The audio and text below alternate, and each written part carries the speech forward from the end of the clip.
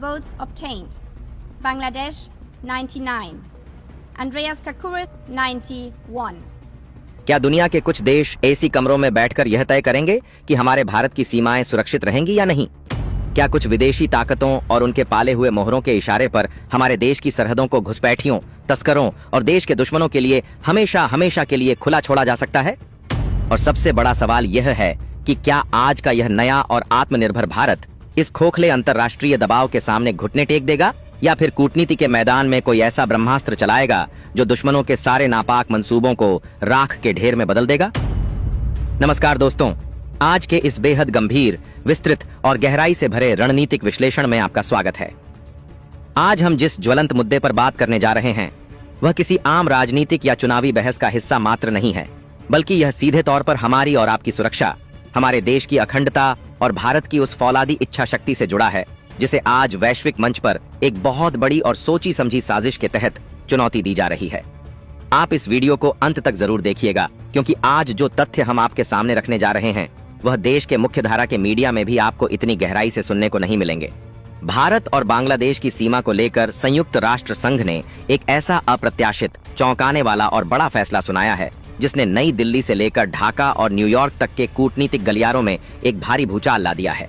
इस फैसले के तहत तत्काल प्रभाव से सरहद पर भारत द्वारा लगाई जा रही अत्याधुनिक स्मार्ट कंटीली तार की फेंसिंग पर रोक लगा दी गई है। वैश्विक मंच पर हुए एक बेहद चौंकाने वाले और नाटकीय घटनाक्रम में संयुक्त राष्ट्र ने भारत के इस अति महत्वपूर्ण और महत्वाकांक्षी राष्ट्रीय सुरक्षा प्रोजेक्ट के खिलाफ एक निंदा प्रस्ताव पारित कर दिया है। इस नीतिगत दस्तावेज में साफ तौर पर यह कड़ा निर्देश दिया गया है कि भारत को सीमावर्ती क्षेत्रों में अपनी हद लगाने के काम को तब तक पूरी तरह रोकना होगा जब तक कि ढाका के साथ चल रहे तमाम सीमा विवादों का कोई स्थायी और पारस्परिक समाधान नहीं निकल जाता। अब आप लोग इस गहरी साजिश की गंभीरता को समझिए और सोचिए कि आखिर इसके पीछे का असली खेल क्या है और वे कौन सी अदृश्य ताकतें हैं जो भारत को एक सुरक्षित राष्ट्र नहीं बनने देना चाहती। बताएंगे आपको पूरी जानकारी। लेकिन अगर आप चाहते हैं कि भारत अंतर्राष्ट्रीय मंच पर भारत की आवाज को दोबारा फिर से उठाए, तो उसके लिए वीडियो को एक लाइक करके कमेंट में जय हिंद जरूर लिखें। यह पूरा का पूरा संवेदनशील मुद्दा ठीक उसी खतरनाक दिशा में आगे बढ़ रहा है जैसे दशकों पहले भारत का कश्मीर मामला आजादी के तुरंत बाद संयुक्त राष्ट्र के पास भेजा गया था और फिर उसे सालों साल तक के लिए कूटनीतिक फाइलों में उलझा कर रख दिया गया था।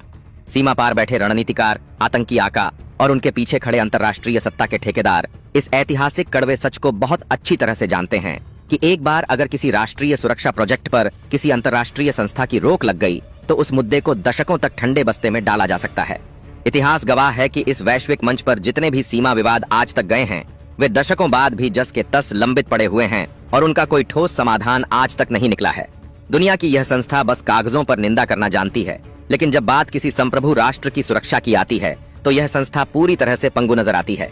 यही मुख्य कारण है कि भारत के प्रधानमंत्री ने कई बार अंतर्राष्ट्रीय मंचों से इस पुरानी और जंग खा चुकी संस्था की कार्यप्रणाली को पूरी तरह खारिज करने की वकालत की है और इसमें समय के अनुसार बड़े सुधारों की मांग उठाई है।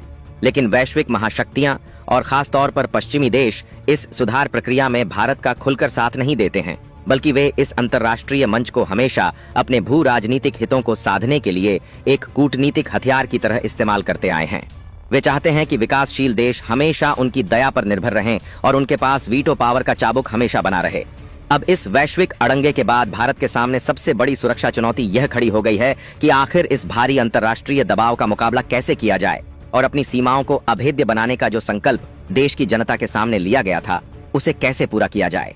इसी बेहद गंभीर विषय को लेकर देश के गृह मंत्री ने प्रधानमंत्री को ग्राउंड जीरो की वास्तविक स्थिति से अवगत कराया है और भविष्य की बड़ी जवाबी रणनीति पर एक बेहद गोपनीय, लंबी और मैराथन चर्चा की है। इस चर्चा में राष्ट्रीय सुरक्षा सलाहकार से लेकर देश की खुफिया एजेंसियों के शीर्ष अधिकारी भी मौजूद रहे हैं।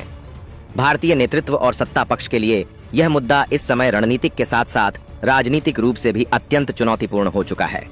आपको याद होगा कि पश्चिम बंगाल के चुनावों के दौरान हर एक जनसभा और रैली के मंच से देश के गृह मंत्री और प्रधानमंत्री ने वहां की लाखों की भीड़ और जनता से एक बहुत बड़ा और अटूट वादा किया था। उन्होंने डंके की चोट पर स्पष्ट कहा था कि देश की सुरक्षा सर्वोपरि है और जैसे ही तकनीकी मंजूरी मिलेगी बांग्लादेश सीमा पर अभेद्य स्मार्ट तार की फेंसिंग का काम युद्ध स्तर पर पूरा किया जाएगा। ऐसा इसलिए कहा गया था ताकि सीमा पार से होने वाली अवैध घुसपैठ, मानव तस्करी, हथियारों की खेप, जाली नोटों का व्यापार और राष्ट्र विरोधी गतिविधियों पर हमेशा के लिए पूर्ण विराम लगाया जा सके। जनता ने भी इस राष्ट्रीय सुरक्षा के वादे पर अपना पूरा भरोसा जताया था और भारी जनसमर्थन दिया था, क्योंकि उत्तर 24 परगना, मालदा और मुर्शिदाबाद जैसे बेहद संवेदनशील सीमावर्ती जिलों के नागरिक दशकों से इस अनियंत्रित सीमा की वजह से उत्पन्न हुई गंभीर जनसांख्यिकीय और सुरक्षा चुनौतियों का सीधा सामना कर रहे हैं। वहां के लोगों का दैनिक जीवन सीमा पार से आने वाले अवैध सिंडिकेट के कारण हमेशा एक खौफ और अनिश्चितता के साये में बीतता है। रात के अंधेरे में नदियां पार करके आने वाले असामाजिक तत्व वहां के स्थानीय लोगों का सुकून छीन चुके हैं। ऐसे में जब भारतीय सुरक्षा बलों और कॉम्बैट इंजीनियरों ने ग्राउंड जीरो पर दिन रात एक करके काम शुरू किया, मजबूत पिलर्स खड़े होने लगे और कंटीले तारों का जाल बिछने लगा। ठीक उसी समय वैश्विक संस्था के भीतर एक बेहद गोपनीय और गहरी लॉबिंग शुरू हो गई। बांग्लादेश के कूटनीतिक नेटवर्क ने कुछ चुनिंदा अंतर्राष्ट्रीय शक्तियों और मानवाधिकार का चोला ओढ़े कुछ पश्चिमी गैर सरकारी संगठनों के साथ मिलकर पर्दे के पीछे एक ऐसा मायाजाल बुना जिसका एकमात्र उद्देश्य भारत के इस सुरक्षा प्रोजेक्ट को किसी भी तरह कानूनी दांव पेंच में फंसाना और रोकना था। जब इस निंदा प्रस्ताव पर वोटिंग का समय आया तो वैश्विक शक्तियों के दोहरे मापदंड एक बार फिर देश और दुनिया के सामने बेनकाब हो गए। कूटनीतिक सूत्रों से जो अंदरूनी जानकारी निकलकर सामने आई है, उसके अनुसार इस प्रस्ताव को 16 और 12 के बेहद मामूली और कांटे के अंतर से पारित करा लिया गया। इस वोटिंग पैटर्न ने यह साफ कर दिया कि दुनिया के कुछ देश आज भी भारत के बढ़ते भू राजनीतिक प्रभाव, उसकी तेज आर्थिक तरक्की और अपनी सीमाओं को अभेद्य बनाने की उसकी संप्रभु क्षमता से पूरी तरह असुरक्षित महसूस करते हैं। वे नहीं चाहते कि दक्षिण एशिया में भारत एक ऐसी अजेय शक्ति बनकर उभरे जिसकी सीमाओं को कोई भेद न सके। उन्हें लगता है कि अगर भारत की सीमाएं पूरी तरह सुरक्षित हो गईं, तो वे भारत के आंतरिक मामलों में दखलंदाजी करने का अपना सबसे बड़ा हथियार खो देंगे। जैसे ही यह खबर दिल्ली पहुंची, सत्ता के शीर्ष गलियारों, साउथ ब्लॉक और नॉर्थ ब्लॉक में हलचल तेज हो गई। यह मुद्दा राजनीतिक और प्रशासनिक दोनों स्तरों पर सरकार के लिए एक बहुत बड़ी अग्नि परीक्षा बन गया है, क्योंकि जनता को दिए गए वचनों और देश की सुरक्षा के साथ कोई भी समझौता सरकार की फौलादी और राष्ट्रवादी छवि पर सीधा असर डाल सकता है। विपक्ष भी इस ताक में बैठा है कि कब सरकार कोई कमजोरी दिखाए और वे उस पर टूट पड़े। लेकिन साजिशकर्ताओं की सबसे बड़ी भूल यह रही कि उन्होंने इस नए भारत को भी उस पुराने दौर का रक्षात्मक, हिचकिचाने वाला और कूटनीतिक रूप से कमजोर भारत समझ लिया। वे शायद यह भूल गए कि आज की नीतियां किसी वैश्विक संस्था के तुष्टिकरण के लिए नहीं, किसी विदेशी अखबार के संपादकीय को खुश करने के लिए नहीं, बल्कि देश के 140 करोड़ नागरिकों की सुरक्षा को सर्वोपरि रखकर बनाई जाती हैं। गृह मंत्रालय की इस आपातकालीन और उच्च स्तरीय बैठक के बाद यह बिल्कुल स्पष्ट कर दिया गया है कि भले ही अंतर्राष्ट्रीय मंचों पर कानूनी लड़ाई जारी रहे, कागजों का खेल चलता रहे, लेकिन देश की सीमाओं की वास्तविक सुरक्षा को एक सेकंड के लिए भी भगवान भरोसे नहीं छोड़ा जा सकता है। सरकार ने साफ कर दिया है कि राष्ट्र निर्माण और राष्ट्र की सुरक्षा के बीच में कोई भी अंतर्राष्ट्रीय अड़चन बर्दाश्त नहीं की जाएगी। तो फिर अब भारत इस 16 और 12 के वोटिंग जाल को काटने के लिए आखिर कौन सा ऐतिहासिक कूटनीतिक पलटवार करने जा रहा है? संयुक्त राष्ट्र के इस एकतरफा प्रस्ताव को बेअसर करने के लिए दिल्ली के नीति नियंताओं ने कौन सा मास्टर स्ट्रोक तैयार किया है? चलिए इस रणनीतिक विश्लेषण के सबसे बड़े और रोमांचक मोड़ की तरफ बढ़ते हैं। दोस्तों, वैश्विक ताकतों ने मिलकर भारत को घेरने की साजिश तो रच दी, लेकिन वे यह भूल गए कि यह अपनी शर्तों पर दुनिया को चलाने वाला एक नया भारत है, जो झुकना नहीं बल्कि अपनी बात मनवाना जानता है। आगे की इस इनसाइड रणनीति को सुनकर हर एक सच्चे भारतीय का सीना गर्व से चौड़ा होने वाला है। लेकिन इस बड़े कूटनीतिक खुलासे पर आगे बढ़ने से पहले एक बहुत ही जरूरी बात मैं आपसे कहना चाहता हूं। जब देश की संप्रभुता पर विदेशी ताकतें उंगली उठाती हैं, तो हर एक सच्चे देशभक्त का खून खौलना लाजमी है। अगर आपको भी अपने देश की संप्रभुता पर गर्व है और आप चाहते हैं कि भारत बिना किसी बाहरी दबाव के अपनी सीमाओं को पूरी तरह सील करे, तो अभी इस वीडियो को लाइक करें और हमारे चैनल को सब्सक्राइब करें। कमेंट बॉक्स में पूरे स्वाभिमान और जोश के साथ लिखें, भारत माता की जय, ताकि पूरी दुनिया को यह पता चल जाए कि अपनी सीमाओं की रक्षा के लिए आज पूरा देश एक सुर में चट्टान की तरह खड़ा है और कोई भी विदेशी ताकत हमें बांट नहीं सकती। तो चलिए रुक करते हैं भारत के उस बड़े कूटनीतिक और तकनीकी पलटवार की ओर जिसने दुश्मनों की नींद उड़ा दी है। दोस्तों, जब वैश्विक संस्था के भीतर प्रस्ताव पारित कराकर भारत के हाथों को बांधने की कोशिश की गई, तो साजिशकर्ताओं को लगा कि कूटनीतिक बिसात पर वे बाजी जीत चुके हैं और अब भारत चाहकर भी अपनी सरहदों को सुरक्षित नहीं कर पाएगा। लेकिन वे यह भूल गए कि आज का भारत अंतर्राष्ट्रीय कानूनों की भुलैया में फंसने के बजाय अपने राष्ट्रीय हितों की रक्षा के लिए नए रास्ते बनाना बहुत अच्छी तरह जानता है। गृह मंत्रालय और विदेश मंत्रालय के शीर्ष कानूनी सलाहकारों की आपातकालीन बैठक में इस पूरे प्रस्ताव का जो तोड़ निकाला गया है, वह कूटनीति के इतिहास में एक बहुत बड़ी मिसाल बनने जा रहा है।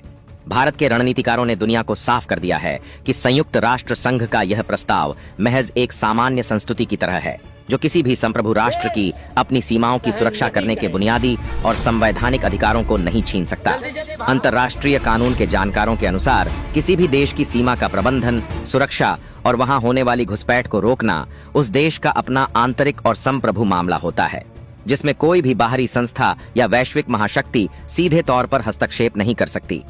इसी कानूनी बारीकी का बेहतरीन फायदा उठाते हुए भारत ने अब एक ऐसा अभूतपूर्व जवाबी प्रस्ताव तैयार किया है जो वैश्विक मंच के पूरे इतिहास को पलट कर रख देगा।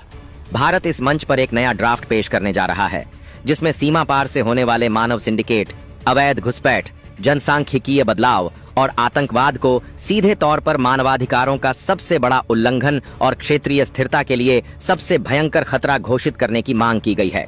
इस आक्रामक प्रस्ताव के माध्यम से भारत पूरी दुनिया के सामने यह कड़वा सच रखेगा कि जो देश घुसपैठ का समर्थन करते हैं या ऐसी गतिविधियों पर आंखें मूंद लेते हैं, वे असल में वैश्विक सुरक्षा के ताने बाने को नुकसान पहुंचा रहे हैं और मानवता के असली दुश्मन वही हैं।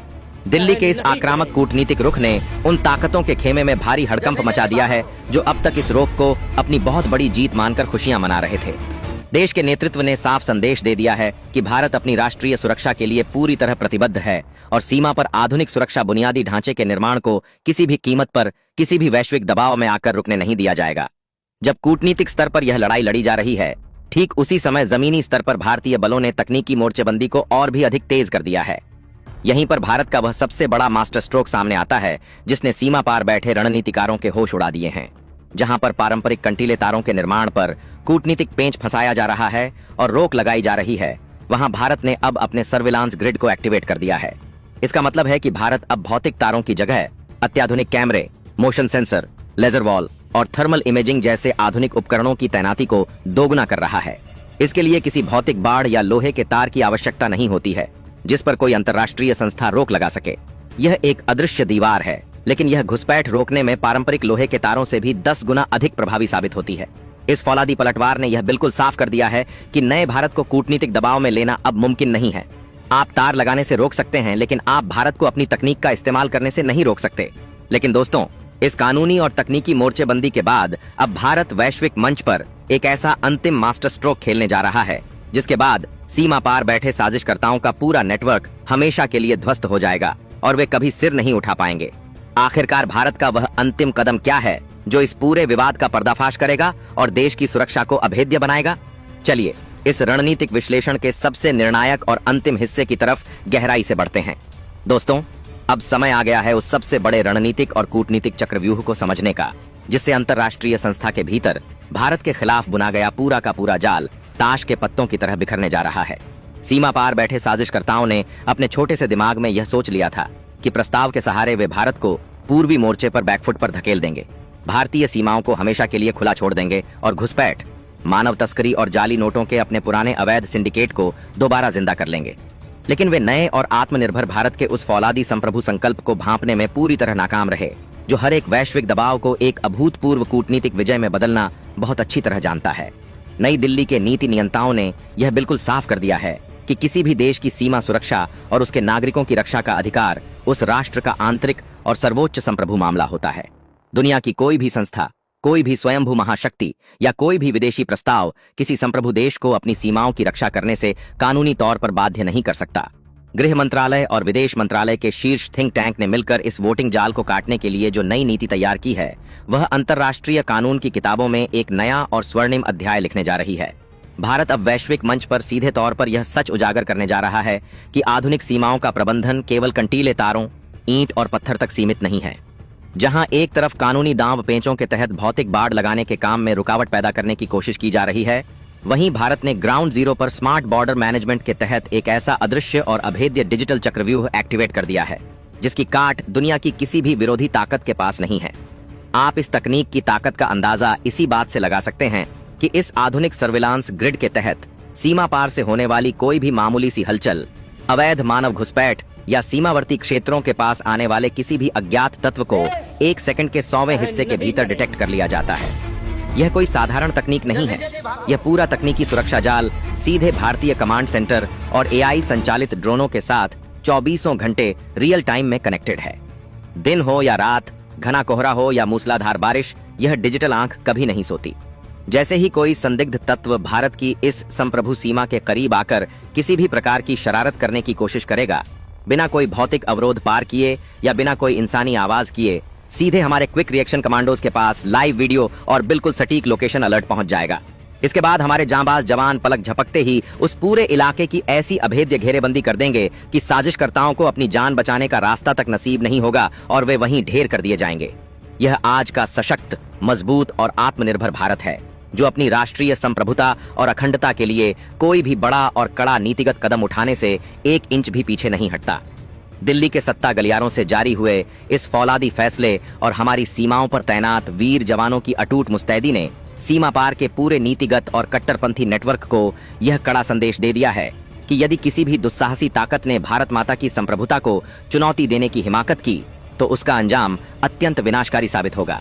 जो लोग बीते दिनों अंतर्राष्ट्रीय संस्था की इस अस्थायी रोक के बाद मिठाइयां बांट रहे थे और जश्न मना रहे थे, उन्हें बहुत जल्द यह समझ आ जाएगा कि नए भारत की सुरक्षा नीतियां किसी वैश्विक संस्था के प्रमाण पत्र या उनकी झूठी संस्तुति की मोहताज बिल्कुल नहीं है। भारत अपनी सुरक्षा का रास्ता खुद तय करता है और उसे अपनी मंजिलों तक पहुंचाना भी जानता है। आज भारत दुनिया की उन चुनिंदा ताकतों में से एक है जो अपनी सीमाओं पर डिजिटल फेंसिंग का इतना व्यापक और सफल प्रयोग कर रहा है। जब पश्चिम बंगाल के उन सीमावर्ती इलाकों के लोगों ने इस नई तकनीक के बारे में सुना, तो उनके भीतर एक नई उम्मीद जाग उठी है। जो लोग घुसपैठियों के डर से रातों को सो नहीं पाते थे, उन्हें अब भारतीय सेना और अर्धसैनिक बलों के इस अदृश्य सुरक्षा कवच पर पूरा भरोसा हो गया है। सरकार ने भी यह स्पष्ट कर दिया है कि राष्ट्र निर्माण और राष्ट्र की सुरक्षा के बीच में कोई भी अंतर्राष्ट्रीय अड़चन बर्दाश्त नहीं की जाएगी। जो बजट तारों की फेंसिंग के लिए आवंटित किया गया था, उसे अब पूरी गति के साथ इस डिजिटल इंफ्रास्ट्रक्चर को खड़ा करने में लगाया जा रहा है। जगह पर ऊंचे टावर खड़े किए जा रहे हैं, जिन पर उच्च क्षमता वाले कैमरे और रडार लगे हैं। ये रडार जमीन के नीचे होने वाली किसी भी हलचल, जैसे कि सुरंग खोदने की कोशिश को भी आसानी से पकड़ सकते हैं। आसमान में लगातार मंडराते एआई आधारित ड्रोन दुश्मन की हर एक हरकत को रिकॉर्ड कर रहे हैं और पल पल की जानकारी सीधा कंट्रोल रूम में बैठे अधिकारियों तक पहुंचा रहे हैं। इस पूरे प्रकरण ने एक बात तो पूरी तरह से साबित कर दी है कि अंतर्राष्ट्रीय राजनीति में कोई किसी का सगा नहीं होता। हर देश अपने स्वार्थ और अपने फायदे के हिसाब से नीतियां बनाता है और वोट करता है। जिन देशों ने भारत के खिलाफ वोट किया, वे खुद अपनी सीमाओं पर ऊंची दीवारें खड़ी करते हैं, कंटीले तार लगाते हैं और घुसपैठियों को देखते ही गोली मारने के आदेश देते हैं। लेकिन जब बात भारत की आती है, तो वे मानवाधिकारों का झंडा लेकर खड़े हो जाते हैं और हमें नैतिकता का पाठ पढ़ाने लगते हैं। यह उनकी दोगली नीति और दोहरा मापदंड नहीं तो और क्या है। भारत ने भी अब यह तय कर लिया है कि वह इन पश्चिमी देशों और वैश्विक संस्थाओं की आंखों में आंखें डालकर बात करेगा। अगर वे हमारी सुरक्षा चिंताओं को दरकिनार करेंगे, तो भारत भी उनके किसी भी बेतुके नियम को मानने के लिए बाध्य नहीं है। भारत ने अंतर्राष्ट्रीय पटल पर स्पष्ट कर दिया है कि हमारे लिए हमारे देश के नागरिकों की जान और हमारे राष्ट्र की सीमाएं दुनिया के किसी भी प्रस्ताव से कहीं अधिक महत्वपूर्ण हैं। भारत की इस आक्रामक कूटनीति ने पश्चिमी मीडिया में भी खलबली मचा दी है। जो विदेशी अखबार कल तक भारत को झुकाने के लेख लिख रहे थे, आज वे इस बात पर चर्चा कर रहे हैं कि कैसे भारत ने अपनी संप्रभुता का इस्तेमाल करते हुए संयुक्त राष्ट्र के प्रस्ताव की धज्जियां उड़ा दी हैं। यह भारत की बढ़ती कूटनीतिक ताकत का ही परिणाम है कि आज दुनिया का कोई भी बड़ा फैसला भारत को नजरअंदाज करके नहीं लिया जा सकता, और अगर कोई ऐसा करने की जुर्रत करता भी है, तो भारत के पास उसका मुंह तोड़ जवाब देने की पूरी क्षमता है। हमारे देश के नीति निर्माताओं ने यह साबित कर दिया है कि भारत अब किसी के दबाव में नहीं आता, बल्कि दबाव बनाना जानता है। सीमा सुरक्षा के इस मुद्दे पर पूरे देश को राजनीति से ऊपर उठकर एक साथ खड़ा होना होगा। जब बात राष्ट्र की सुरक्षा की हो, तो वहां कोई पक्ष या विपक्ष नहीं होता, वहां सिर्फ एक ही पक्ष होता है, और वह है भारत का पक्ष। इस डिजिटल युग में युद्ध केवल तोपों और बंदूकों से नहीं लड़े जाते, बल्कि वे तकनीक और कूटनीति के मोर्चे पर भी लड़े जाते हैं। भारत ने आज दिखा दिया है कि वह इन दोनों मोर्चों पर पूरी तरह से तैयार है।